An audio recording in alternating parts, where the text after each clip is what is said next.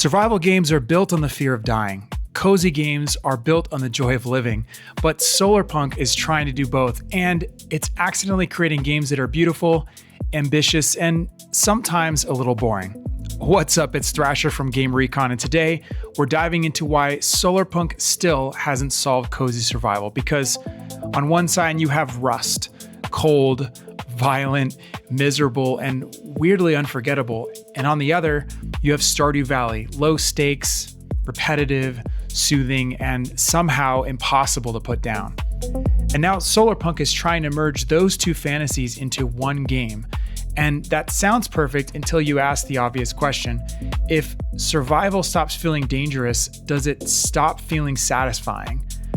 That sounds perfect on paper. Floating islands, clean energy, farming, automation, airships, no psychopath with a shotgun deleting your base at 3 a.m. That is the promise. This video is the reality check.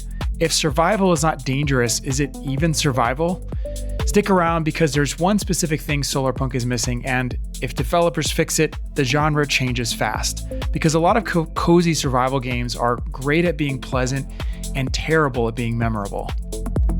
Rust works because everything wants you dead. The weather, the animals, the hunger meter, the other players. Every small win feels stolen from a world that hates you.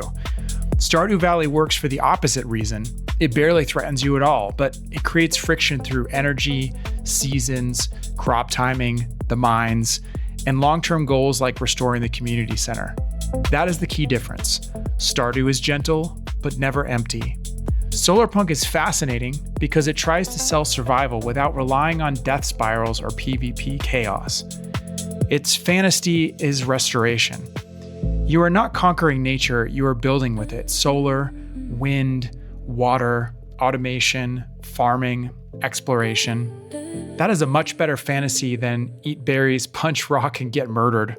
But it also means the game has to find tension somewhere else. But here's the problem. A world without consequences is a world without stakes, and that is where the Solarpunk fantasy starts to fall apart. And where a lot of cozy survival games start drifting. If I'm just placing crop beds, wiring up turbines, and watching machines run without meaningful pressure, the game starts to feel like background noise. Beautiful background noise, but still noise. Cozy games do not need punishment, they do need resistance.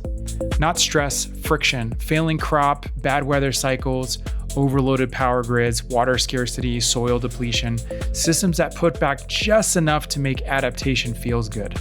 It sounds like work, right? But in a survival game, work is what makes the reward feel earned. That is why Stardew Valley is still the benchmark. Late game Stardew gives you the efficiency, sprinklers, better tools, Junimo huts, but those upgrades feel amazing because they solve problems you actually felt early in the game. That is the trap for Solarpunk design. Automation is only satisfying if it relieves real pressure. If the world never challenged you, optimization feels cosmetic. And cosmetic progression does not carry a survival game. The best future for this genre is not hardcore survival with pastel colors, it is survival where everything is connected. A world where the stakes come from ecology, infrastructure, and consequence. Your settlement struggles because your grid can't support expansion. Your farm fails because the climate shifted. Your biome heals because you built intelligently, not because a progress bar said so. That is how restoration becomes meaningful instead of decorative. So no, Solarpunk has not solved cozy survival yet, but it's asking the smarter question than Rust ever did and a harder one than Stardew Valley had to answer. The perfect balance is probably this: a world beautiful enough to protect, fragile enough to lose, and reactive enough that saving it feels like survival. If you want more GameRecon breakdowns like this, like the video, subscribe, and let me know which cozy survival game actually gets this balance right.